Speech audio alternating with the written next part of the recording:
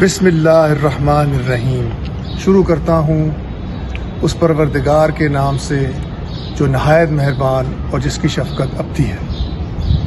فرمایا یا ایھا الناس اعبدوا ربکم الذی خلقکم، اے لوگو بندگی اختیار کرو اپنے اس رب کی جو کہ تمہارا والذین من قبلکم، اور تم سے پہلے جو لوگ ہیں ان سب کا خالق ہے بالکل. جو گزر چکے ہیں صحیح بات ہے. اور جو آنے والے بھی ہیں. صحیح بات ہے. کیوں؟ لعلکم تتقون، تمہارے بچنے کی یہی ایک صورت ہے بس.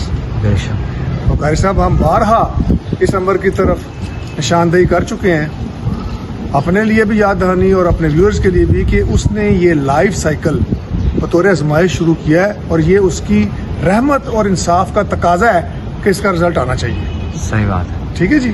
وہ تو قاری صاحب اگر ہم بھی چھوٹے چھوٹے خالق ہیں، اور اگر ہم کوئی چیز بناتے ہیں تو ہم چاہیں گے کہ وہ فیل ہو کہ وہ چلے چلے.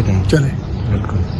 تو جس نے اتنی زبردست مخلوق بنائی ہے وہ اسے کیا پڑی ہے کہ وہ اسے عذاب دے. یہ فرمایا بھی اللہ تعالیٰ نے قرآن پاک میں، وہ تو تمہاری بھلائی چاہتا ہے کہ تم کامیاب ہو جاؤ.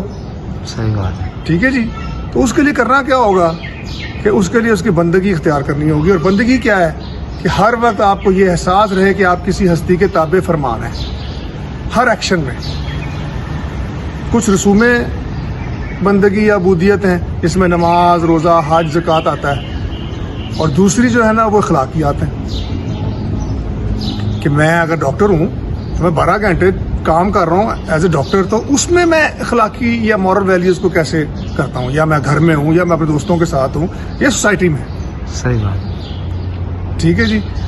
تو یہ جو کتاب ہے نا، جب یہ کہا گیا کہ تمہارے بچنے کی یہی ایک صورت ہے، تو یہ کتاب پھر آپ کو ایز اے گائیڈ لائن دی جا رہی ہے کہ آپ اس سے تذکیر اور یاد دہانی حاصل کر لیں کہ آپ نے اپنے آپ کو بچانا کیسے ہے. کیونکہ جو اس کا رزلٹ ہے وہ یا تو ایک دردناک عذاب ہے جس کے بارے میں فرمایا کہ جہنم تھوڑی دیر کے لیے ٹھہرنے کے لیے بھی بہت بری جگہ ہے. صحیح بات.